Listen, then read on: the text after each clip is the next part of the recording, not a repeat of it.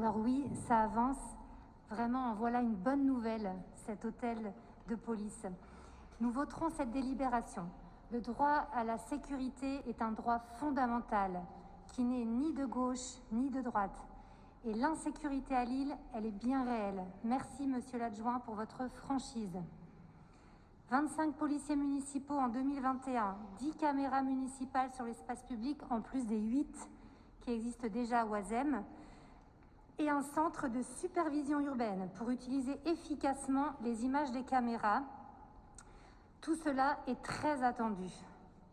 Notre groupe Faire respirer Lille a toujours insisté sur le renfort et la valorisation de nos policiers municipaux. Mais nous regrettons que votre projet soit moins ambitieux que la proposition que nous avions faite en 2020.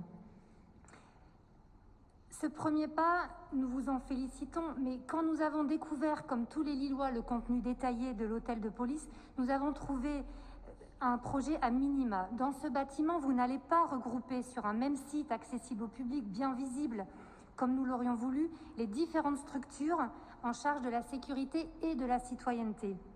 L'hôtel de police dont nous rêvions aurait regroupé un centre d'accueil des victimes pour les violences conjugales, les agressions homophobes et autres agressions qui nécessitent une écoute et une prise en charge coordonnée entre police municipale, nationale et le tissu associatif.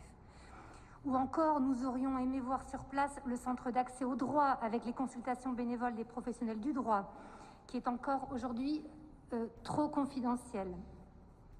Ou également, du côté des services de la police municipale, des équipements innovants, comme un centre cynophile ou un espace d'entraînement VTT. Deuxième regret, cette délibération soumise au vote ce soir présente finalement surtout l'angle financier de l'opération et pas tant que ça la philosophie ni le fonctionnement. Les éléments que vous portez à notre connaissance ne nous permettent pas d'acter une mise en service du centre de supervision urbaine en fin d'année 2021. Pouvez-vous, Madame Aubry, s'il vous plaît, nous préciser quand réellement les quelques premières caméras installées, pour lesquelles il y a eu tant de publicité de fait, seront reliées et permettront l'intervention en temps réel de nos policiers? Car c'est bien cela le but de la vidéoprotection.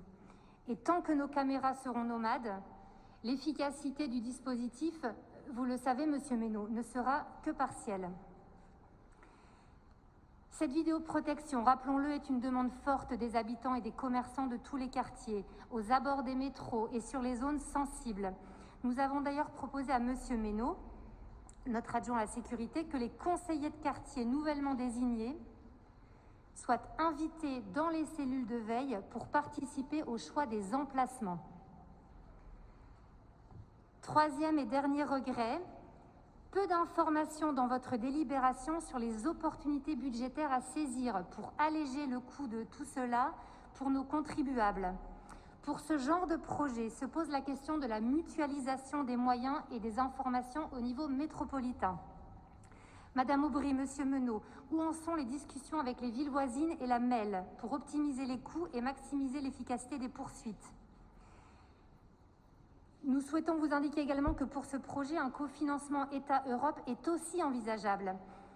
Je suis convaincue qu'auprès du ministre de l'Intérieur, originaire du Nord, qui lui-même a mis en place il y a longtemps un CSU et un hôtel de police performant et de référence à Tourcoing, vous auriez obtenu du soutien. Et s'il vous plaît, évitez de me demander de l'appeler moi-même.